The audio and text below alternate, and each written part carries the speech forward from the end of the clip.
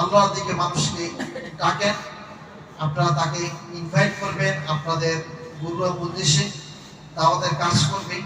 আমি দোয়া করি আলমগীর ভাই যেন তাকে দিয়ে দায়ী হিসেবে আল্লাহ কবুল করে ও নবীজি আনন্দ জানিয়েছেন, চিৎকার মেরে বলেন নাউজুবিল্লাহ। আরেকটা বিষয় রাসূল সাল্লাল্লাহু আলাইহি সাল্লাম আনন্দ জানিয়েছেন যে নবীর কথা শুনলো কিন্তু সাল্লাল্লাহু আলাইহি সাল্লাম বলল না, তার প্রতি লানত জানিয়েছেন। এই তিনটা বিষয়ে নবীজি লানত জানিয়েছেন।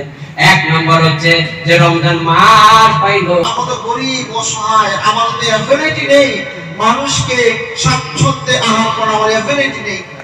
নবী সাল্লাল্লাহু আলাইহি ওয়াসাল্লাম বলেছেন, তোমার কাছে কোন খেজুর আছে? তোমার কাছে একটা খেজুর যদি থাকে, একটা খেজুর দিয়েও মানুষ কি করা, ইফতার করা।